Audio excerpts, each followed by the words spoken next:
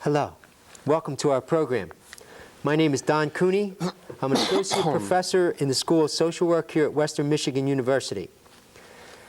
Our program today is entitled Perspectives on a New World Order, Eastern Europe. One of the most exciting things happening in the world over the past year are some of the changes that are taking place. But there are different interpretations and different viewpoints on what these changes are and what these changes mean. Today, we are very fortunate to have with us a gentleman and a scholar who has spent considerable amount of time observing these changes, a man who has been going back and forth to Eastern Europe for the past 17 years. He is Dr. Rudolf Siebert, professor of religion here at Western Michigan University. Welcome, Dr. Siebert. Dr. Siebert, you just came back. In this past year, you have traveled through several countries in Eastern Europe. Perhaps we could start off by you telling us where you went and why you went there. Yes. I have had contacts with Eastern Europe since 1975, when I was invited by the University of Zagreb to establish a course on the future of religion.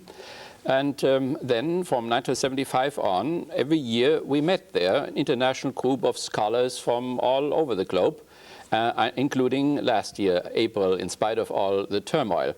So I saw somehow the whole development arising, because it goes much further back than 1985, perestroika or so.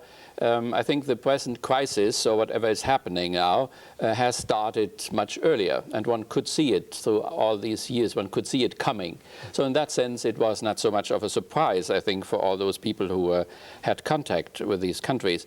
So since last August 1990, I then traveled to Poland, and I gave a paper in Wrocław, the former Breslau, German Breslau, and from there I went to East Germany. And then during April and May of this year, I traveled to Hungary, and then from Hungary to Yugoslavia, and then from Yugoslavia through Belgium to East Germany. And I taught a whole semester at the University of Rostock at the Baltic Sea. I taught particularly in the theology department and in the department for applied linguistics. And I gave a course on theology, but also a course on America, because they want to know what is coming, really. So I gave a course on how Americans speak, work, love, and struggle for recognition. And I talked 3 months about this. Now, that course was in Yugoslavia. No, this course was in Rostock then, yes, at the University of Rostock. It's a very old university from the Middle Ages. It is a Hanseatic type of a city, so a very bourgeois type of a city. And they invited me to teach from April to late April to May to end of June. Mm-hmm. Well, I guess there are so many different things that we need to talk about, and we have some time to talk about them. But I think one of the things that's very much been capturing the headlines right now is what is happening in Yugoslavia. Mm-hmm. And for many people, including myself, it is difficult to understand, because I don't have a historical perspective on the country. Could you tell me what happened, how we got to where we are now? What's going on there in Yugoslavia? Well, I mean, there is an age-old, of course, antagonism between the Serbian population and the Croatian population. So it is on all levels. They differ on all levels.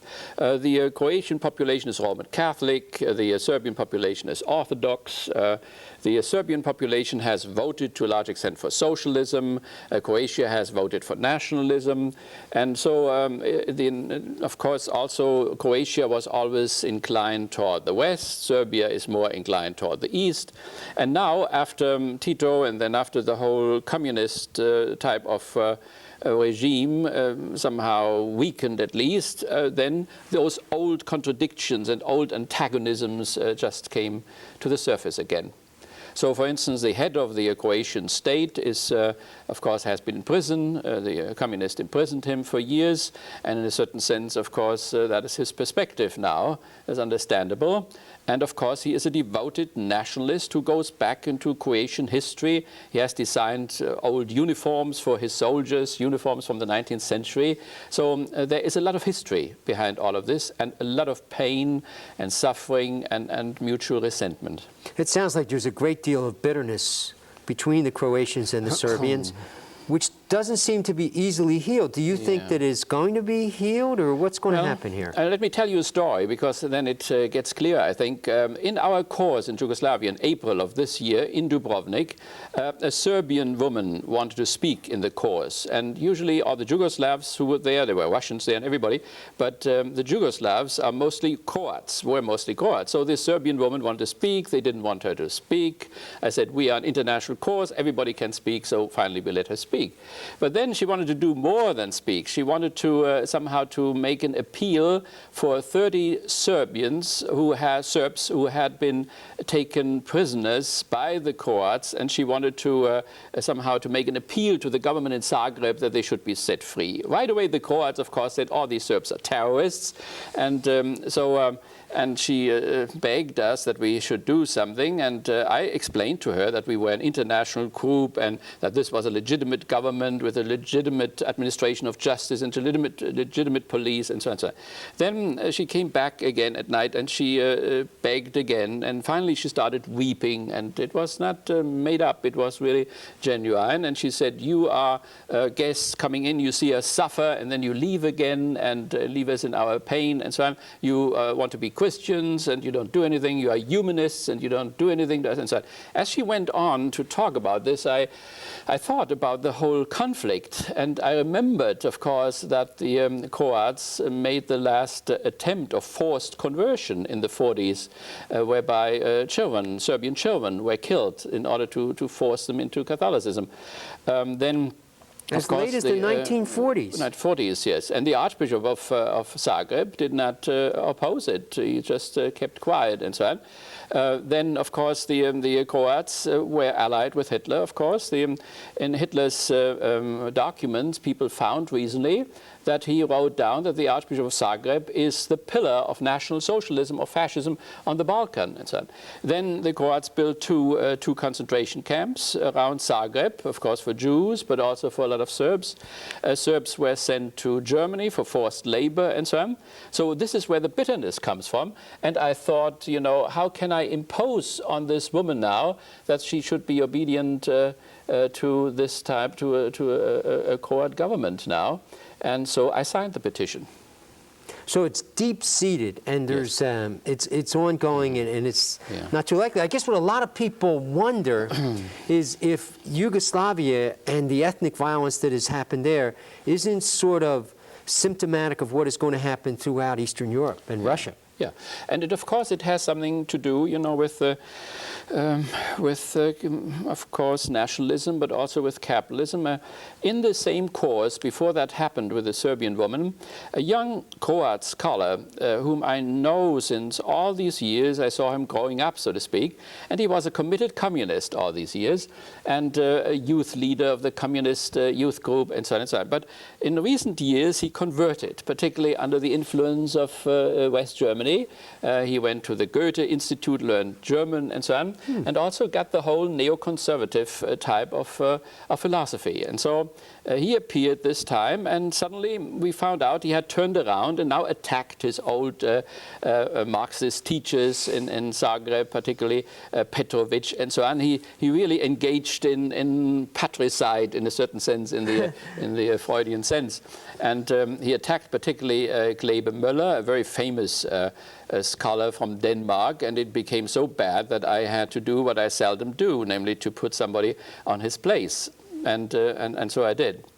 But he, for instance, told us a whole philosophy, namely that man is evil by nature, and capitalism appeals to that greed and to that selfishness in people. And that what is lowest in man, that is also the strongest. Therefore, capitalism is so effective. On the other hand, religion, like Orthodoxy, Catholicism, and socialism, and communism, and so on, they all appeal to high ethical ideals, and so on. But the highest in man is also the weakest, and therefore they never succeed. Now Croatia, for once, wants to succeed, and therefore they are now for capitalism.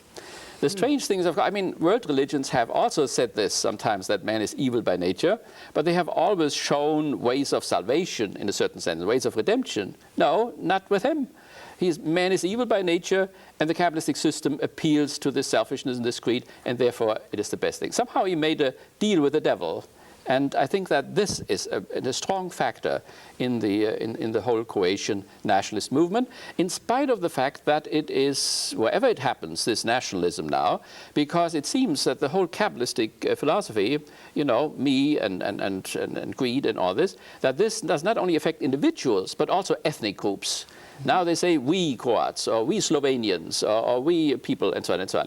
And so, therefore, I think that this will happen all through, or is happening already, that not only the individual now says me, but that also the ethnic groups say the same thing. And when 2 or 3 ethnic groups in the same unit suddenly say that, then you have this conflict. You have this civil war which you have there now. So it's, in the short run, it's not very promising.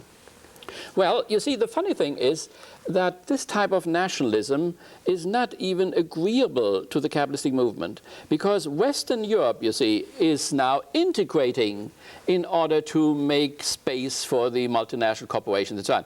If I once celebrated my birthday by driving from Strasbourg to Louvain and so on, and I had to change the money 3 or 4 times in order to pay my meal and so on, this is not a good capitalistic device. So therefore, while the rest of the world integrates in order to make space for the multinational corporations and so on, there everything falls apart, and I don't think that this you know, is very favorable to a capitalistic development. Right. So there is a strange irony at work in all of this.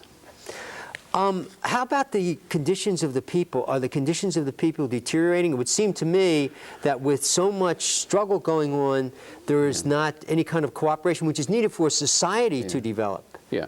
Well, I mean, I came recently, and I came from Hungary, and I went to Vienna, and there I was stopped because the yacht, the air company of Yugoslavia, was on strike. First the pilots were on strike, then the mechanics were on strike.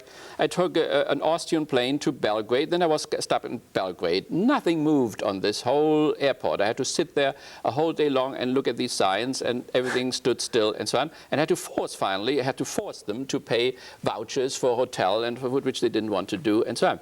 Now, then finally I had to take a train. 3 or 4 days later, the American ambassador told me not to go at all because it is so dangerous now. Right. But you see, this whole atmosphere, of course, is not favorable for that what all these people lived from, namely from foreigner coming in and staying in those huge hotels and so on. So, of course, now, you know, in earlier times, in all these years, every 5 minutes, a plane landed in Dubrovnik and brought people, and they went to the hotels, and there was good business. Now, this time, you know, every 2 or 3 hours, a plane came, because yacht was not allowed to land in Zagreb, for instance, you see. And all these, of course, this produces, I mean, total bankruptcy. Many of people now, the struggle is around the Serbs who are in Croatian territory. Many of them have now fled from these areas and went to those big hotels. So these big hotels have no guests, they have only refugees who eat but don't pay. Of course, that will lead to a horrible thing. But it can be, of course, also a factor in stopping this, finally, you see. I mean, if you have nothing to eat anymore, you can't have a civil war anymore. Right. Armies march on their stomachs. A lot of people would see what's happening in Eastern Europe now as the triumph of capitalism and the destruction of Marxism. Do you think that's an accurate picture? Yeah, I would like to make it a little bit more concrete. So I taught in Rostock at the Baltic Sea in East Germany. It had all been communistic for 47 years or whatever. When I talked to people, I concentrated on one issue in order to make clear what happened in the past and what's happening now. And the most important issue there is what we call the surplus value. That means usually we don't call it that way. Somehow here in this country we never speak about this. But the surplus value is that what a worker produces beyond his costs. So let's see, he produces $100 on Monday and he gets $20. $80 is surplus value. So the question is now, where did all these years the surplus value go? The West Germans very often say, you East Germans, you didn't work. You were lazy bugs and so on. But they worked hard. You can see them in the trains, you know, these worked out people sitting over there who built ships and so on. So they worked hard. So they did produce surplus value. Where did it go to? To the government. What did they do with it? Well, the university was free, the books were free, everything. Medicine was free, pills were free. The train, I used a ticket, I paid $1 for traveling 3 months back and forth to my place and so on. The flats, the apartments and so on were very inexpensive. The little trappy, the Trabant, which they sold to Egypt now, did cost almost nothing and so on. So that was all subsidized, of course. And everybody, of course, had a job, and so on and so on. So now, of course, what happens now? I mean, victory of capitalism, what happens now? I mean, the same people have to produce surplus value again. And, of course, this, what is now coming, the triumph of capitalism, would not have happened if they had not made one huge mistake, I think. And the huge mistake is that they did not take enough of their surplus value and shift it back into the machines by which they build ships and so on and so on. So the machines become obsolete, the productivity went down. If you want to have such a social program where you have the universities free, the hospitals free, the pills free, and so on and so on, then you have to be tremendously productive.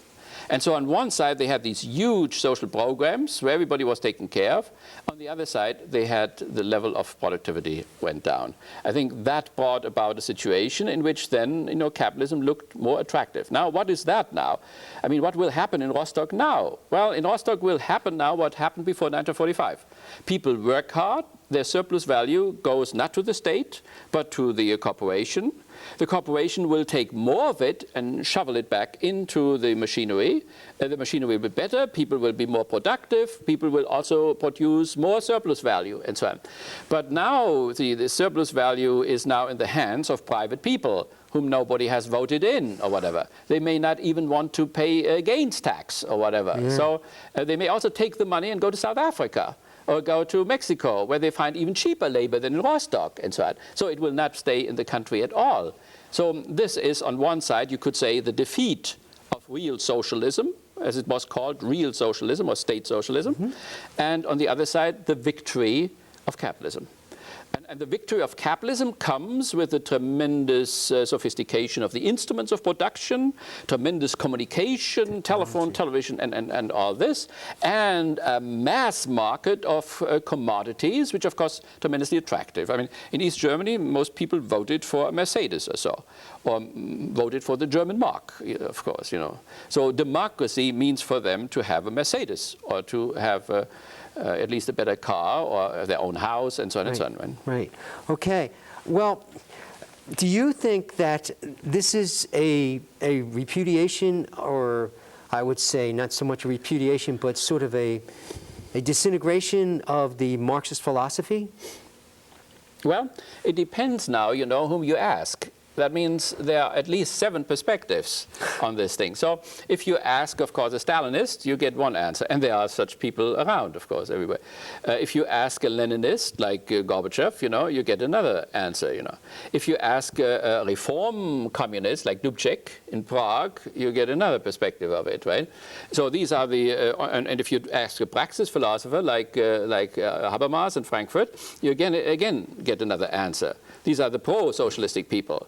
Then you have the anti-socialistic people. So if you ask, for instance, the deconstructionists in France and in Germany, the critics of rationality and so on, then you get another answer. If you ask the neoconservatives, and they are particularly here, then you get an answer different. And if you get the liberals, you have another answer. So you have 7 different answers. What is really happening? And the reason for this is that the whole process is tremendously complicated and contradictory. That makes it possible that you can have 7 different positions of what in God's name is happening. And from our news, we just get the neoconservative. Yeah, very often we don't even get the liberal one.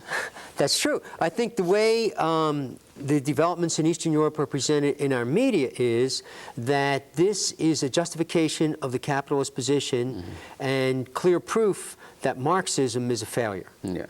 I mean, this is the neoconservative position. And neoconservatism means that you want to continue capitalistic modernization, and not only in Europe, but into Eastern Europe. And that at the same time, you want to cancel the cultural modernization, which includes the bourgeois enlightenment, from which our constitution comes, which includes the Marxist enlightenment, which we never let come in here, and which also includes the Freudian enlightenment, which we let come in a little bit. So from this point of view, of course, it looks that way, But it depends now. There are other perspectives, and there are good reasons for other perspectives too. Now, there are some people who would say that what was going on in Eastern Europe was not what Marx believed. Marx's ideas, like for example Michael Harrington, his position would be that what Marx talked about was political and economic democracy. And in Eastern Europe and in the Soviet Union, you had some economic democracy, but no political democracy.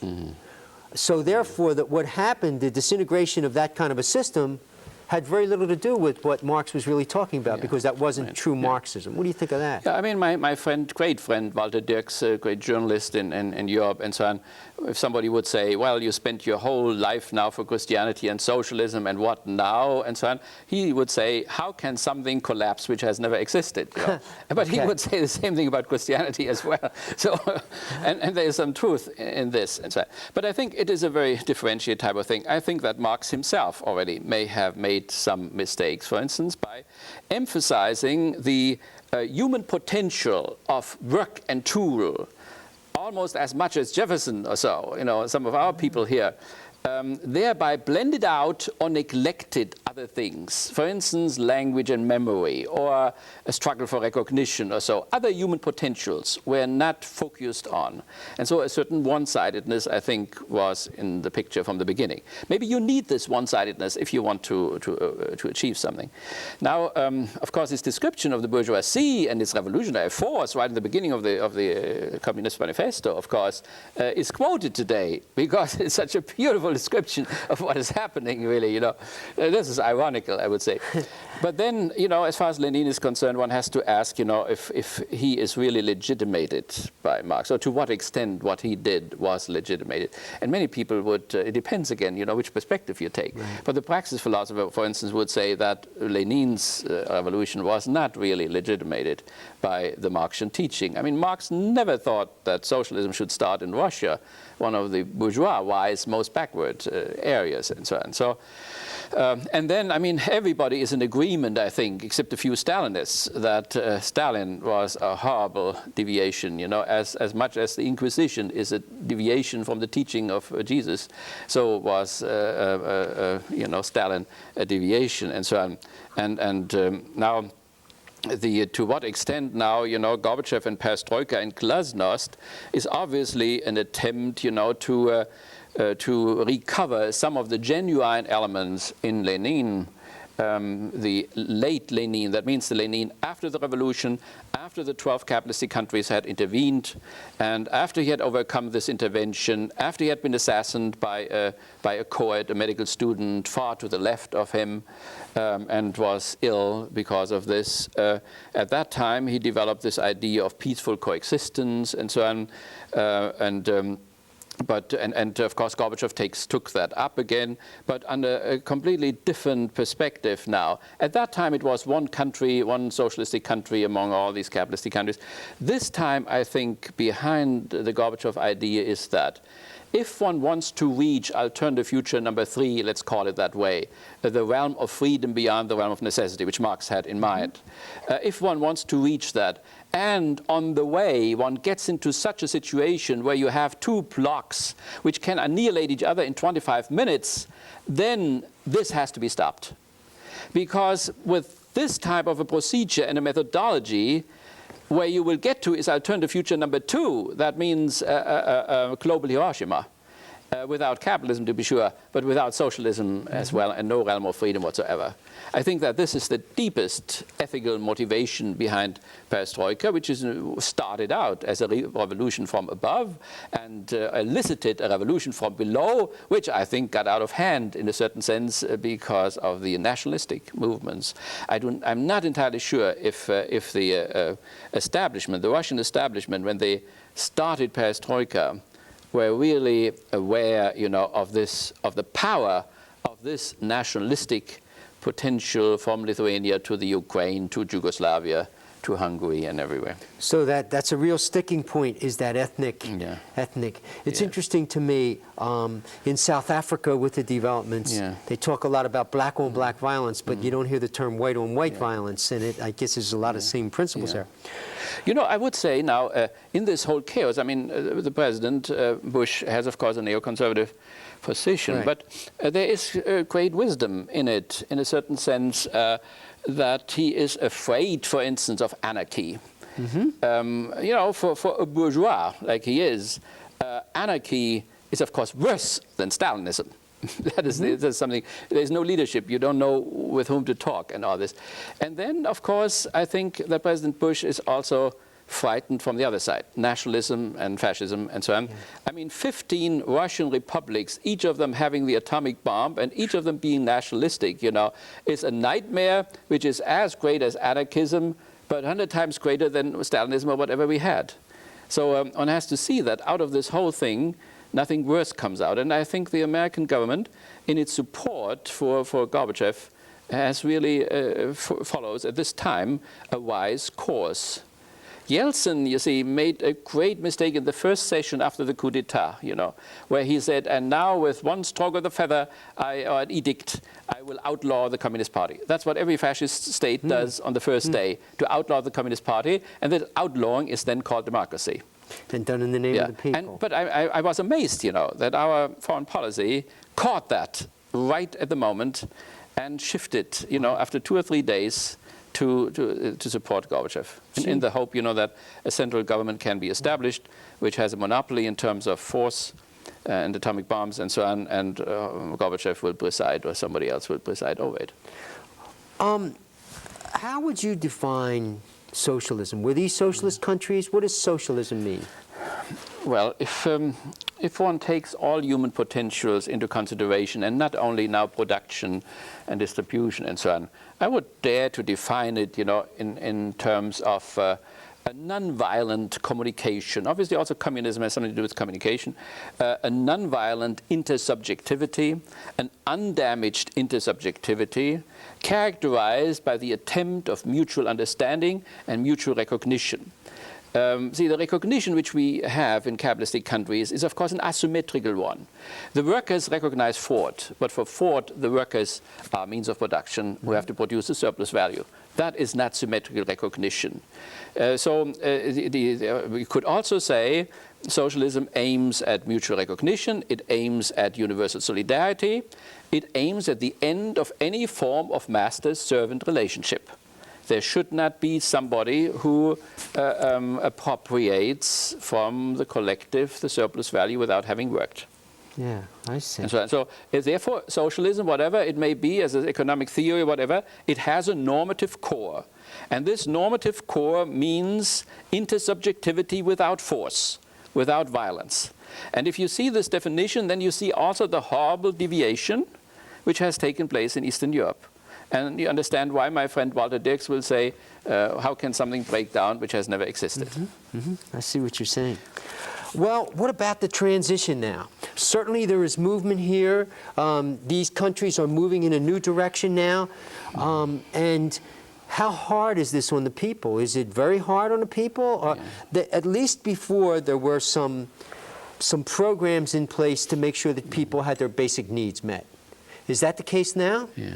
Well, I mean, let me take Rostock, right? East Germany, this is one case. I mean, it's different in Yugoslavia, different in Hungary, different in Poland. And so different countries are meeting this in different ways. But let's take the most favorable place would be East Germany now, you know, because West Germany, very rich country, very successful in terms of democracy and successful economically too, and they are now integrated, so there it should work best. I mean, if it doesn't work there fast, you know, it cannot work anywhere, you know, the new transformation and so on.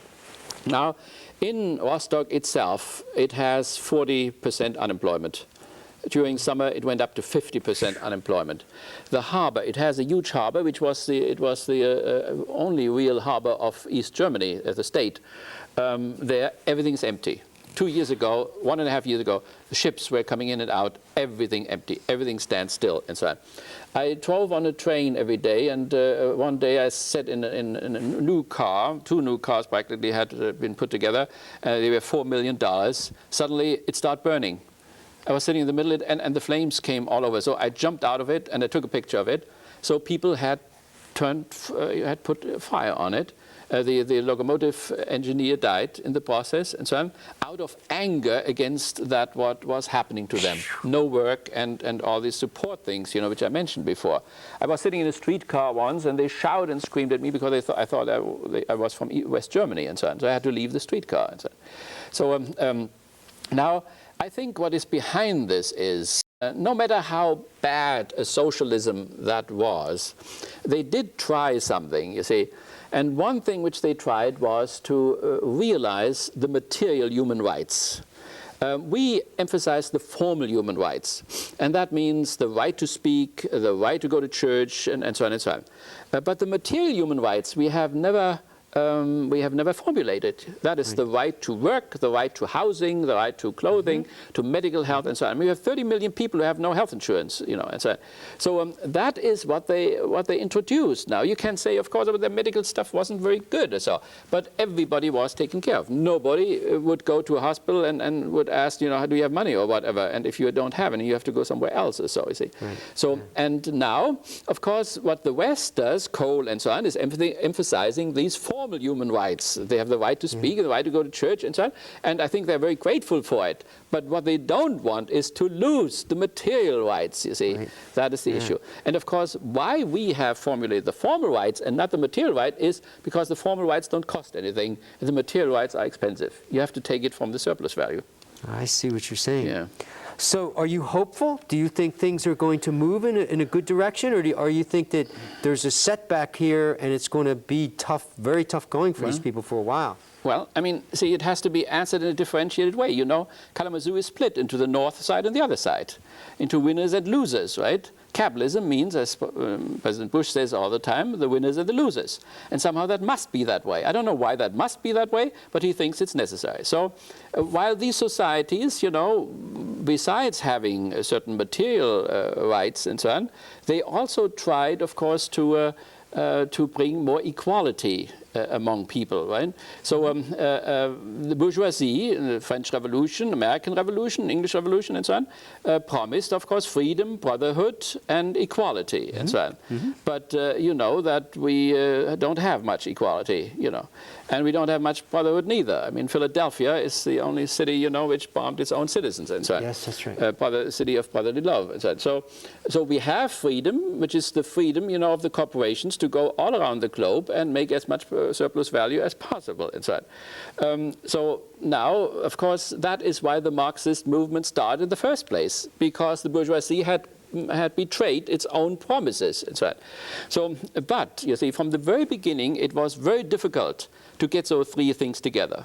That means to have freedom and equality at the same time, because if you allow freedom, then, of course, the stronger guy will run faster, and the little guy will be left behind. And then you have freedom, but you don't have any equality. Right. If you enforce equality, then you have to restrain the freedom of the strong guy. Now, there were very wise bourgeois who thought if they could maybe mediate freedom and equality through brotherhood. That means the strong guy who has all the freedom now would, out of brotherly love, allow the weaker guy to have a chance too. And then, you see, one would have both somehow somewhat limited freedom, but also a certain amount of equality. But that way it didn't work. And while we have freedom without equality and brotherhood, they try to have equality and, of course, not much freedom. That means no freedom at all in our sense. That means you could not make money from somebody else's work, which is the core, capitalistic core freedom. So now they have, by sacrificing that freedom, they have established a certain equality. Now what will happen in the society is that this equality disappears from day to day. I mean, you see right away, not only now the trapeze, everybody has a trappee, but suddenly somebody comes with a Mercedes and the other one still has a trappee, you know. And so you see step by step that the unbrotherliness and inequality comes in, and the whole society splits in winners and losers. So when you ask, will it be good or bad, it depends if you are among the winners or the losers. And so I gave a talk, you know, to the medical faculty at the university. Of course, they will be among the winners, you know. Yeah. As soon as socialist medicine ends, they can become millionaires in 5 years, you know. Right. So they have nothing to complain, you know. But it depends now, these workers up there in the harbor, you know, who will produce the surplus value. They may very well be on the same level where they were before. while the others go up in the world. One of the things that I've heard a lot about is environmental damage, that in their efforts to provide for their people, they weren't careful about the environment, and that this did tremendous harm, and that now this has to be cleaned up, and that's going to be another drain on the economy. Was that your experience? Did you see remnants of that? Or? I mean, first of all, one has to see that one doesn't involve oneself in a contradiction. Because if one says, you know, they have not industrialized or they were not successful in industrialization, if they hadn't done that, they wouldn't have any environmental problem. So if we say they have an environmental problem, then we admit at the same time that they did industrialization but didn't take care of the environment. And that is what happened, I think. So when you go, when I drove into Thuringia in last year already and sometime before this, you see huge clouds, you know, of this, what is called brown coal. It's not coal which is dug out of the depth there, but which you get from the surface. It's a certain type of coal. Strip mine. Yeah, strip mine, which East Germany has a lot, and so on. So this dust stuff was laying all over the place. I don't think it does much to your lungs, but it smells and it's not comfortable and so on. So this is obviously an environmental damage. And then around the industrial centers, I mean, East Germany became, from a totally agricultural area, it moved itself up under socialism to the 16th industrial nation. And I think that they, you know, put so much, they had preferred status in the East Bloc, so they got all kinds of material and so on in order to build them up that way. And I think in that process, they have sinned, you know, against the environment, like we do. If you go to Gary, Indiana, you know, you have a moon landscape. I never saw a moon landscape of that kind, like in Gary, Indiana, and so on. But I saw some damage, yes, definitely. Okay. What about the church? Now, you were over there conducting institutes and giving classes very much centered around religion. What part has religion played in bringing the people to where they are now, and what part can it play in the future of these countries? Yeah, well, let me tell you about my friend Wilhelm Fritzsche, who is the dean of the theological faculty. I just got news, you know, that he has been thrown out of his office and so on. He is now unemployed. The reason for that was that he was a man who entered the Marxist-Christian dialogue. So therefore he was a Christian, Protestant, theologian, dogmatic professor, and he entered, you know, with the different Marxist philosophers, the ML people, Marxism-Lenin people, discourses, and so he was allowed to travel, and whenever he traveled, he had to make a report with 4 copies, and 1 copy always went to the Stasi. Now they opened up the Stasi documentary thing there in Rostock, and there they find his reports. He was here in this country at least 10 times, and every time he wrote a Stasi report, you see. Now these were the cooperators, you see. They were Christians who cooperated with socialism, and others, you know, who resisted it and took some kind of a bunker position, you know, and waited for the moment when it would collapse. Now they are now, of course, triumphant and think that all their prayers have finally done it and that God has fulfilled their prayers and, you know, got rid of these atheistic Bolshevists and so on. So they're very happy about it, yeah. But do you think that did religion? I know, like for example, in Czechoslovakia, or in East Germany too. Yeah. It seemed like the churches played a large part in mobilizing people. At least it was a refuge where people could come together to discuss what was going on. Yep. I studied this a little bit in East Berlin, because that is where it took place before the wall opened. Yeah, these were Protestants more than Catholics who got together in the churches. But you see, what they wanted was another socialism. They didn't want to have that state socialism, but a little bit more what I somehow defined before, namely, you know, non-violent intersubjectivity, undamaged intersubjectivity, mutual understanding, mutual recognition, absence of master-servant relationship, and so on. And they based that in the gospel. They based that in their faith position and faith community in the Sermon on the Mount, and rightly so, you see. But when then the vote came, they lost it all. I think they didn't even get 5% or what, you know. The majority voted for the German mark. They voted for the Mercedes, and they lost out. So do you think that the people are under some kind of an illusion? I mean, do you think that they're realistic in their expectations? A lot of them are expecting that capitalism is going to be the key, which is going to move them to a new, very high standard of living. you think that's realistic? That was 2 years ago, you see. But then, I mean, as jubilant as it all was, I mean, people were really moved, you know, when the wall opened and when the wire was removed and so on and so on. So it was but as fast as it came, so fast it disappeared as soon as they saw what the real consequence is. I have still, you know, in the name of those people, will write to Chancellor Kohl, because on one level, you see, never have the American armed forces degraded or dishonored the people in West Germany as the West Germans are dealing now or dishonoring their brothers in East Germany. You see, about you were lazy and you know, you haven't done anything since the Second World War. We had to start out with nothing. You have to start out with nothing, as if they had done nothing whatsoever. And so on. So this, you know, is one factor why things got less enthusiastic than they were. And then, of course, you know, the removal of the material rights is painful. I mean, that goes into your pension, you know. I mean, there's a widow who worked and on top of it still had a pension. This pension has now been removed. Suddenly she is with 800 marks or 1,000 marks less than before, and so on. Then, like the old currency reform in 1948 in West Germany, you see, so in this one now restores somehow again the class system. Among, you know, the old bourgeois class system. And what makes people most mad is that sometimes the former communist functionaries in collective enterprises now suddenly are also at the front in the recapitalization process, and so on. So that produces bitterness and so on. So I mean, there are people in East Germany who want to have the wall back. And there are also people in West Germany who want to have the wall back and vote very much for socialism because they think that the Chancellor Kohl, you know, lied to them when he said this reunion could take place without any taxes or what in West Germany. So suddenly they found out that they must pay tremendous amount of taxes in order to build the infrastructure in East Germany so that then the multinational corporations can move in. Because they cannot move in if they don't have enough telephones and when the rails are not straight and so on and so on. So this is a lot of money, and it means that the West German living standard has to go down somewhat. I don't think too much, but has to go to somewhat in order to produce a Marshall Plan for East Germany, and not to speak of a Marshall Plan for Poland or a Marshall Plan for Russia, which Kohl is very eager for, because he knows when he pays the Russians billions now, the Russians will also take the German corporations first before they take the American corporations. See, whoever pays more, even the seven have noticed now, whoever pays Russia more now, they are, of course, the people whose corporations will also go in first and will be accepted and so on and so on. They'll get most nothing for charity, I mean. You know.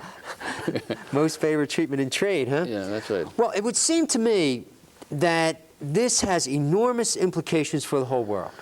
Just one element is in terms of military. I mean, the United States last year spending about $1 billion a day on the military, and about half of that went to the defense of Western Europe.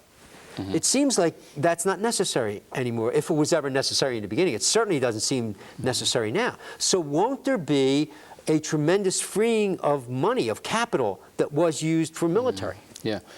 One should think so, you know, but what I called before the future number 2, you know, that's the NBC wars and so on.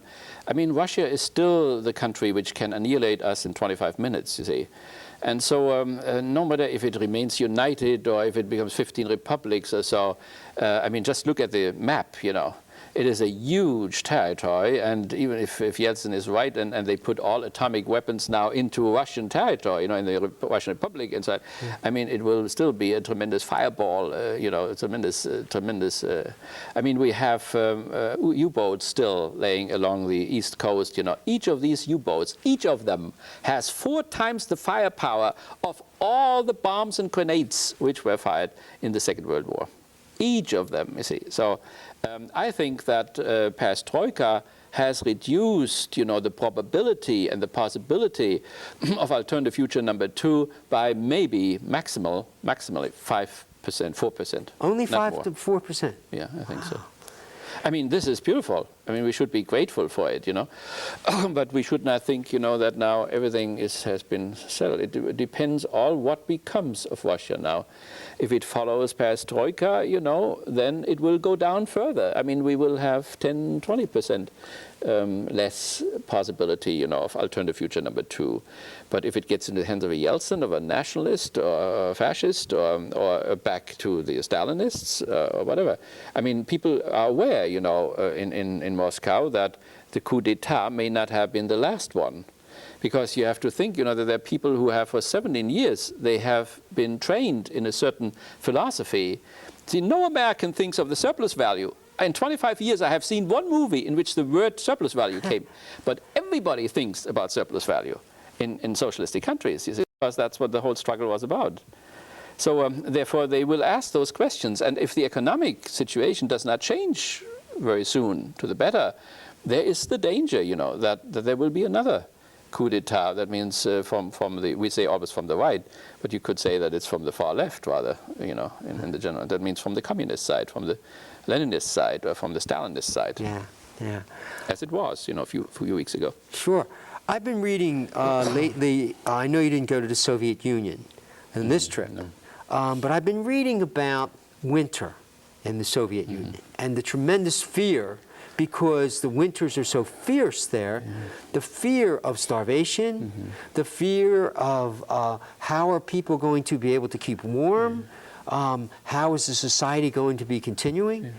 How about the rest of Eastern Europe? I mean, they don't have this winters as severe as the Soviet Union, I would imagine, but isn't this winter a crucial time? I mean, before the supports were there, so that while people did not achieve a tremendously high standard of living, at least there was the supports. Those supports are probably not going to be there this winter. Yeah. Yeah, I mean, this is one of those dangerous spots, you know. I mean, there are Russians who said it was so much better under Stalin, you know. I mean, at least we had our food and so on, you know. And that would be then the basis, depending how large it is, for a new coup d'etat and so on. And we should, of course, under all circumstances, prevent this. And this is behind our help, which we want to give. You know, we know this. But on the other hand, you know, I, as an ex-German who was trained to march into Russia, you know, Russia is a huge territory with unbelievable resources, and one does not really know how they could ever have messed them up the way they have messed them up. But you see, in these terrible winters, let's see, for 42, 43, and so on, you know, with German invasion into the suburbs of Moscow, they did not starve to death. I mean, they did starve to death in what is now called Petrograd again, in the former Leningrad. There was starvation because it was encircled, but even there they were able, you know, still to help themselves. So it is a tremendously strong and powerful Slavic nation, which we should never underestimate. It was the fate of Hitler that he underestimated their stamina and what they can do. So while I think that it could be severe, I don't think they will starve to death. But they will certainly need help, you see, if the so-called democratization process should go on, and if there should not be another coup, maybe a more successful one, and that wouldn't be good for them, not good for us. What do you think we could learn from all this? I mean, all these changes, all the turmoil, all the hopes. What is there for the American people to learn? Do you want to be honest? Do you want me to be honest? Please be honest, brutally honest.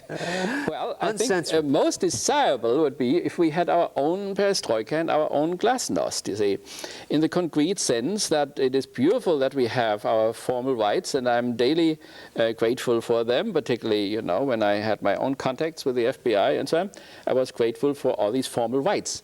But I think it would be good to have material rights as well. I think it would be nice to introduce bills and so on, by which we would accept, since particularly we have a Supreme Court judge now who is firm in the natural law and so on, so we could introduce now all kinds of laws by which we would establish the right to housing, the right to work, the right to clothing, the right to food. 10 million people are starving to death in this country. 38 million people are in the slums. 38 million people, 32 million people, 38 million people have no health insurance.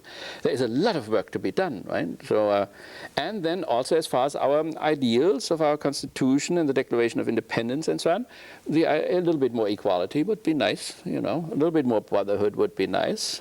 So, even if it would mean a certain limitation to the freedoms of the corporation to appropriate surplus value from other people's work. So you see the United States needing a perestroika and a glasnost right here. I think so, yeah. We will call it differently, but I think it would be very beautiful if we could have something like this.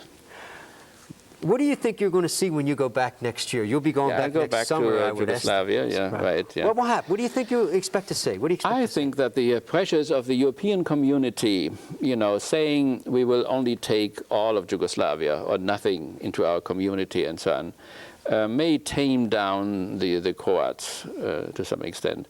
And that simply, the Croatian coast, is that where all the foreigners went, and so that they will say, this is really bad for business.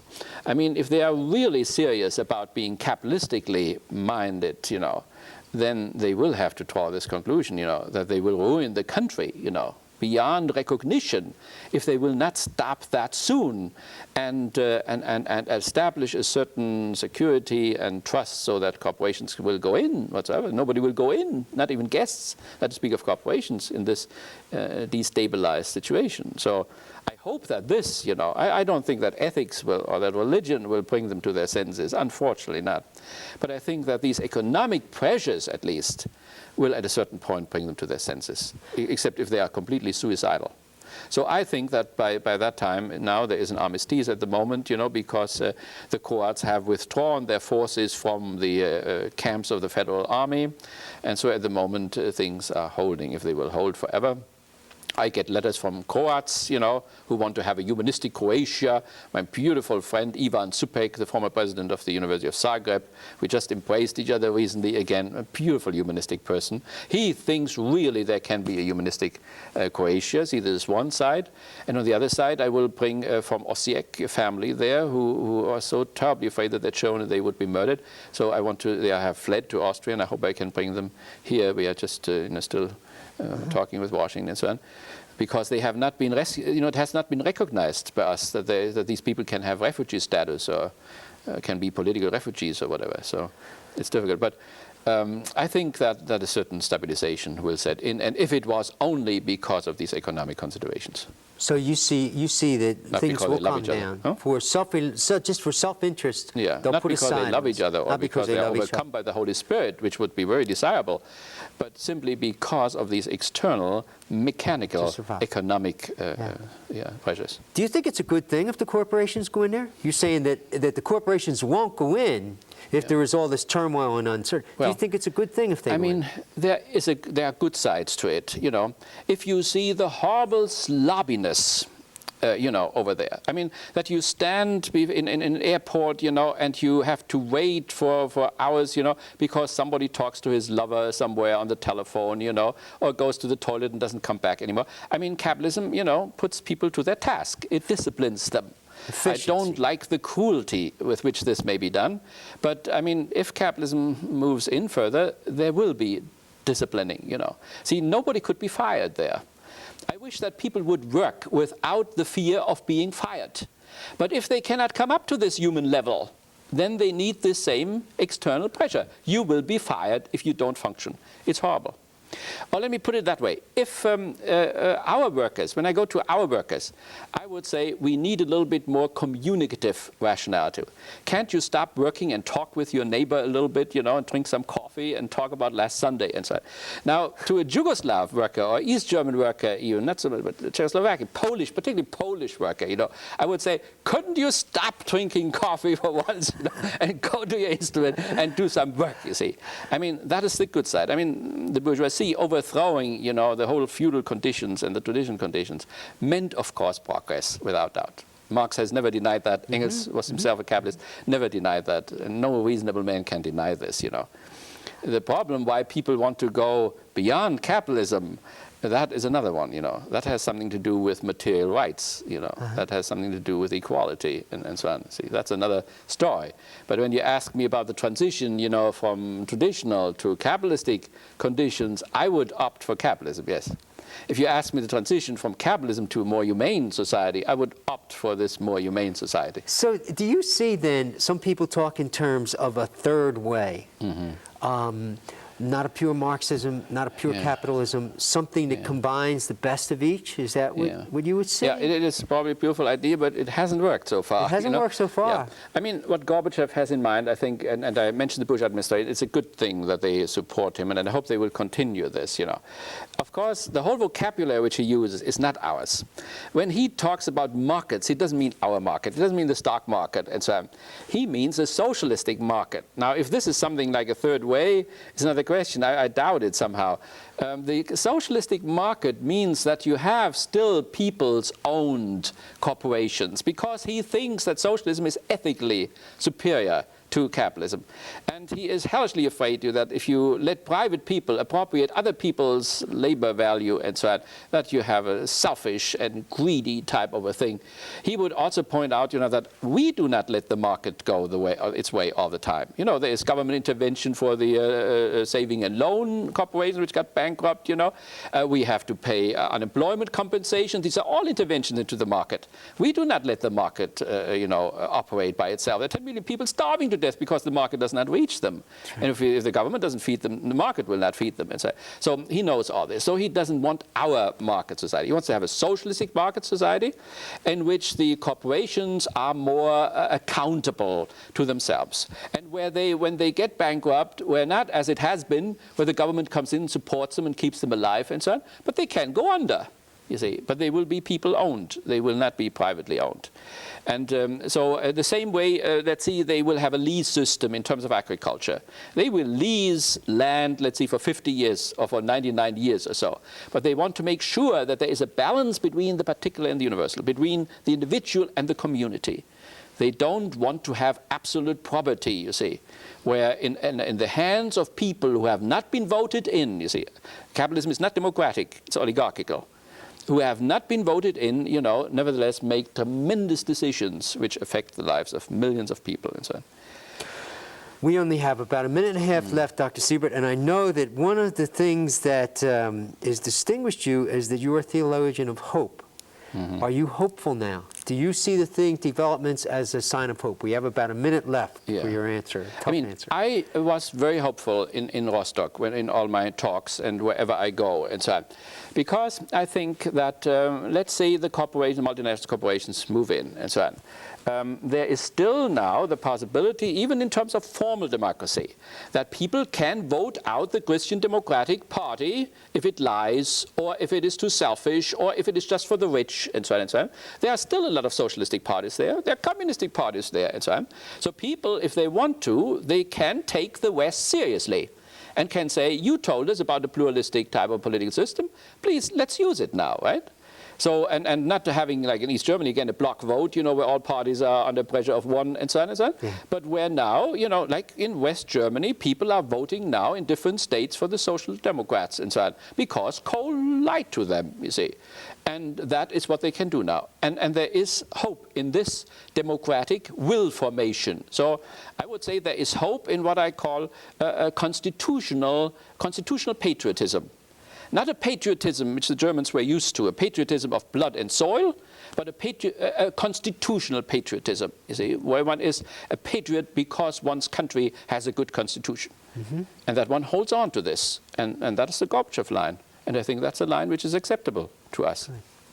Okay, Dr. Siebert, there's a lot more that we would like to talk about, but we're out of time right now. Thanks very much. You gave us some wonderful insights into what is going on right now. Thank you very much for watching. Welcome.